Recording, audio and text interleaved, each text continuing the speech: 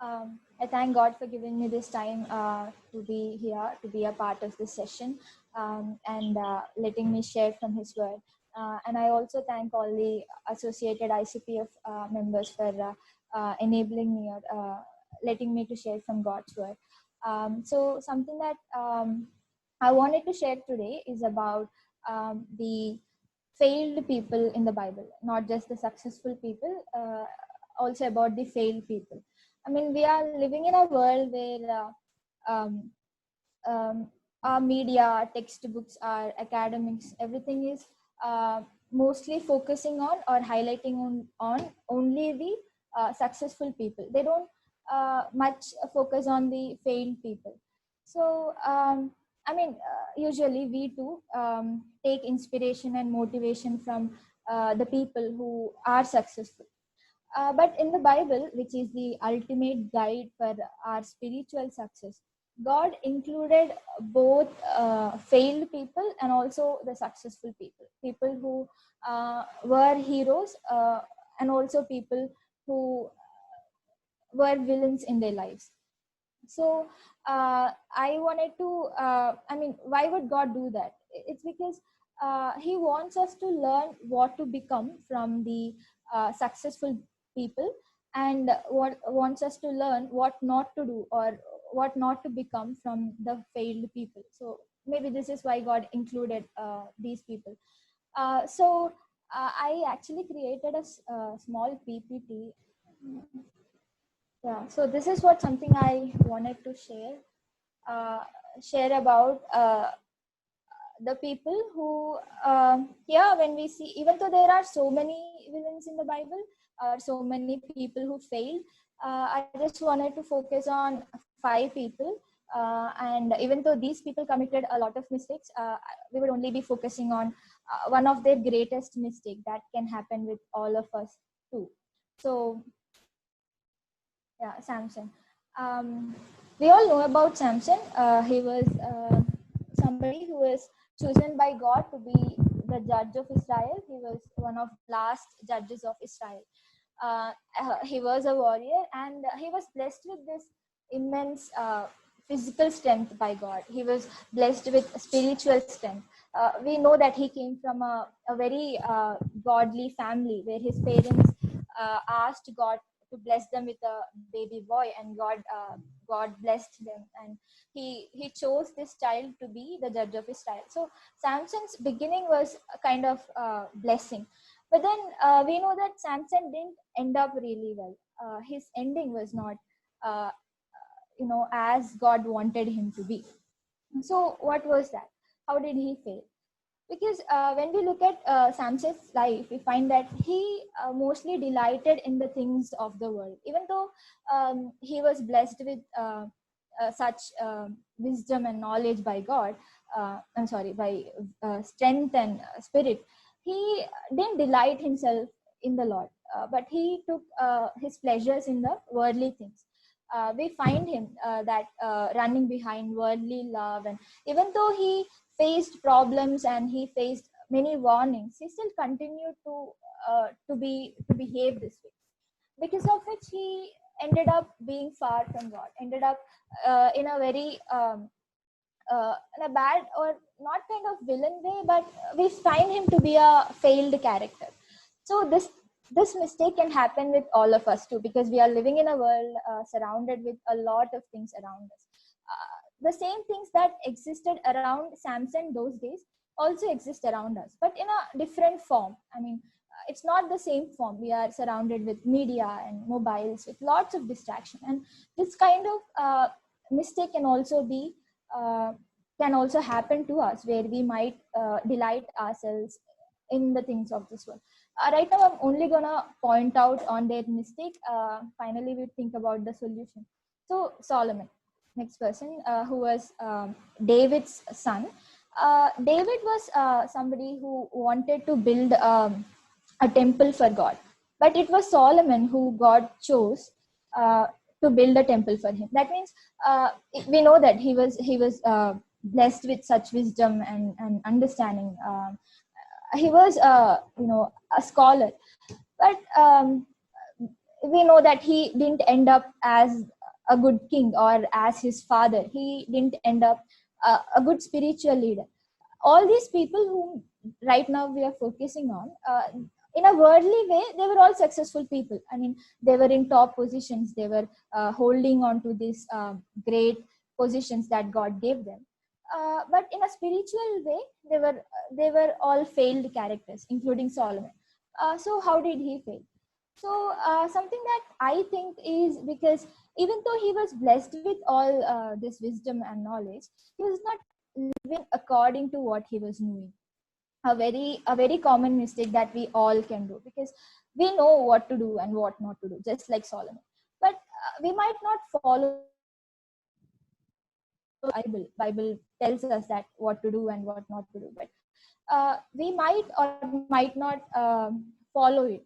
So like Solomon, when we don't do what we know, it turns out to be one of our greatest mistake that can lead us away from God, just like Solomon. When we look into Solomon's life, when we read Ecclesiastes and Song, he gives a lot of instructions, not just physically, but also he tells about spiritual ways. He tells about the common mistakes that youth can fall into. So he was knowing what was wrong. He was knowing that every mistake that he committed, he was knowing it, but he didn't follow what he did. Just like Adam, like Saul, God told Adam not to do it, so he was knowing that it was wrong, but knowing that he didn't follow what he did. Something that we all can do.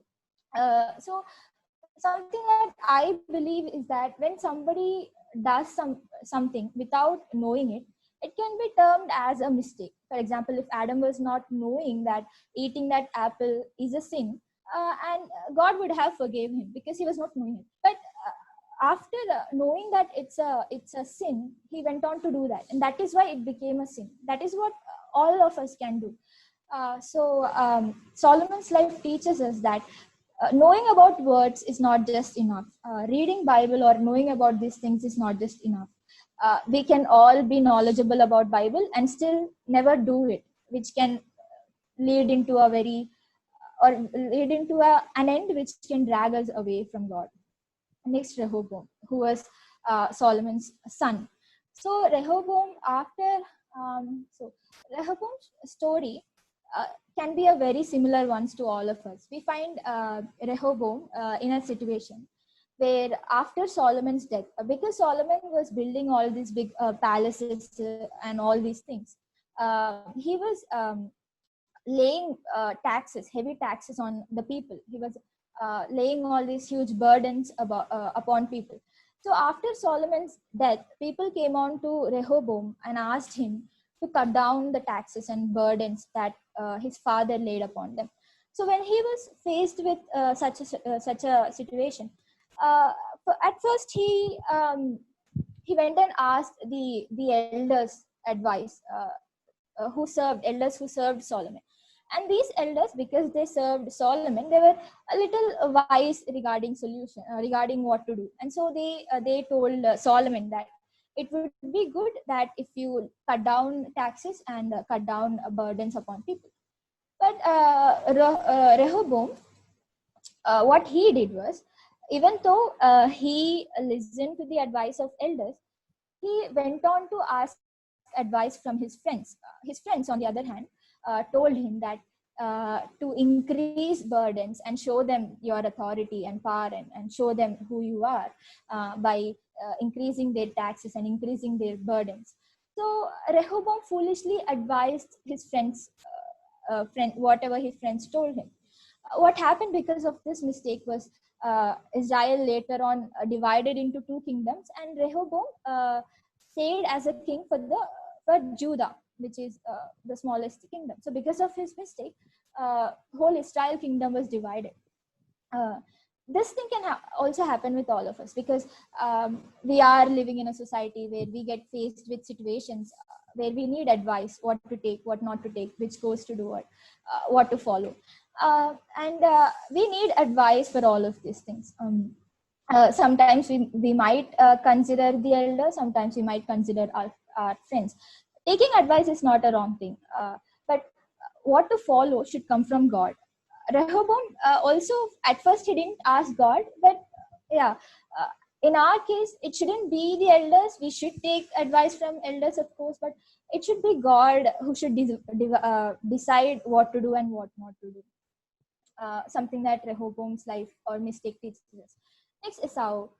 So Esau, we find Esau to be brother of Jacob, and um, uh, that we know that there was a prophecy on these two twins, Jacob and Esau, telling that one of them would serve the other, the younger one. Even though this prophecy was there, we can also tell that it was Esau's mistake um, that led lose his eternal thing. Um, what was his mistake was whenever he gave up his birthright when Esau was hungry, and he asked his brother to prepare meal, and when his brother asked to give his birthright, instead of thinking the eternal loss for the temporary happiness, for his temporary satisfaction, he gave up this great blessing that was upon him, that led him lose blessing from his father, that led him stay as the second generation, or not so like his brother. This can happen with all of us too. I mean, we are surrounded by these temptations all around us, and if you only think about the temporary happiness that these temptations would give us, and not think about the eternal loss that we would have if we would give into these temporary things, like Esau, we can also lose our our eternal life. I mean, we can lose our salvation too. So it's Esau mistakes or Esau's life teaches that we should be very particular in taking the right priorities, in choosing what to do, even though some decisions that we take might not give us the happiness that we need. We still would, if it is for a good reason, if we are not giving into something to retain our eternal life, I mean, we should do that. We shouldn't take a foolish decision or a foolish step like Esau. Next, and finally, Nebuchadnezzar. Nebuchadnezzar, he is pictured almost to be the as a villain of Israel kingdom. But before his reign, we find God, Jeremiah prophesying what God told about Nebuchadnezzar, telling that God was the one who gave Nebuchadnezzar all the authority that he was having. I mean, nobody would ever come up to such a position if God doesn't allow them to be. But we don't find Nebuchadnezzar to be a good king. So what was his mistake?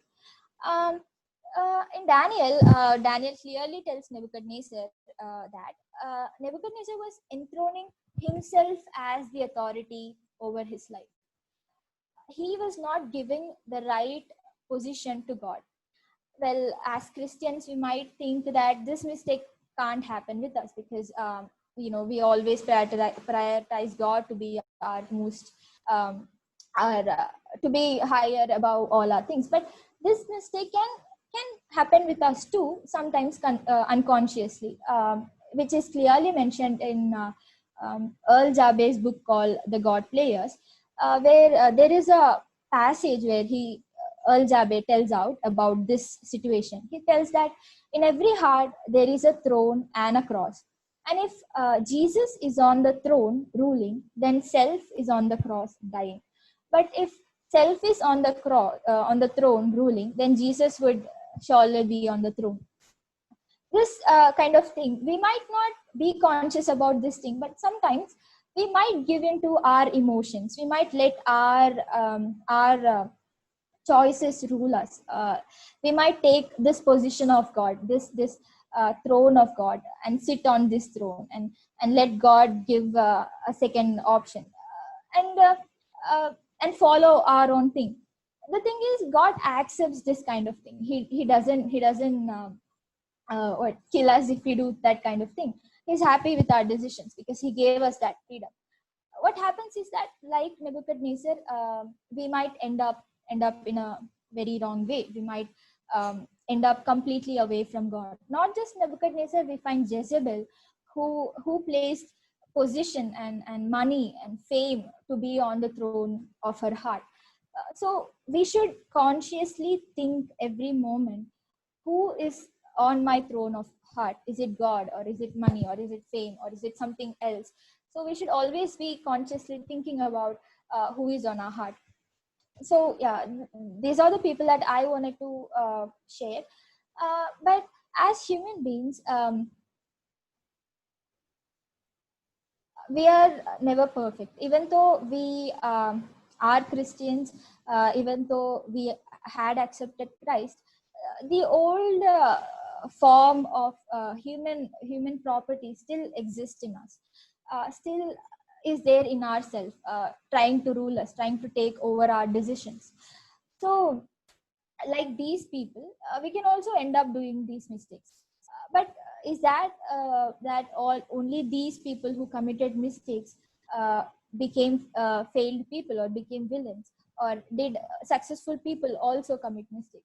When we look in the Bible, we find David, we find Peter, and so many of them who committed similar mistakes, but then uh, they didn't end up as these people. When we look Paul, who started as a villain but later on became a hero of our faith, even though he did commit mistake. I mean, he even though he was in a life where he was not knowing God, he later on became our hero of faith. So, what was difference? What makes these both groups different from each other is that when these people came to realize their mistake, when David or Peter or Paul came to realize their mistake, they took a complete 180-degree turn from the way that they were going. On the other hand, all these people who did commit mistakes and ended up being villains, when they came to realize, it's not that God didn't give warnings to them. He did give warnings. He did make them realize their mistakes, but they were not ready to take a 180-degree turn just like these people. They were not ready to accept their mistakes, and that is what maybe that they ended up being villains or ended up being failure people, or ended up in a situation that God never wanted them to be. So it's common that we all can go through these mistakes or sins.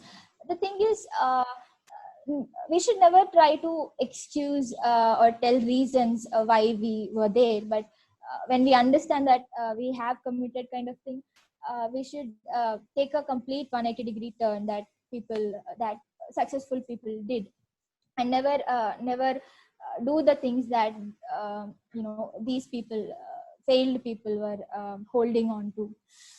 And God is always ready to forgive us, ready to give us this life, because He knows our limits. He knows us that we are just human beings. He don't want us to be perfect. He wants us to grow. He wants us to progress. He wants us to become like Christ. And He knows that all these things will never happen in a moment or in a single night. It takes years and years.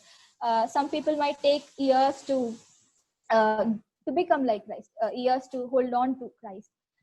So we should realize that our God is always ready to help us. Our God is always ready to um, embrace us the way we are. So we should never hold on to these things, but we should be free in repenting. No matter how many times we would have gone away, we should always be free to come back to God. So thank you. I hope these words would have helped you all. Thank you. Thank you, Christy. That was a awesome word that you gave this night.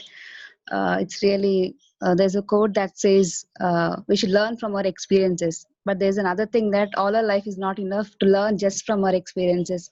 We have to learn from others' experiences too.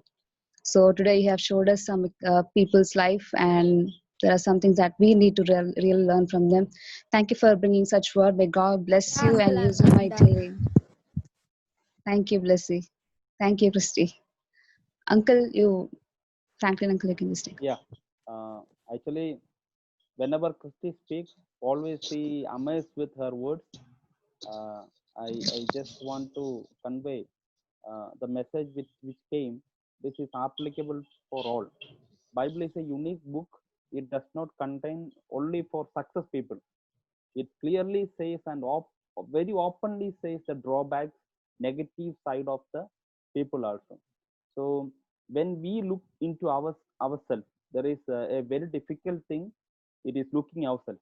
When we look others, it is very easy to find out some or other way lot of faults, and we say he is not good, that she is not good, and he is not correct.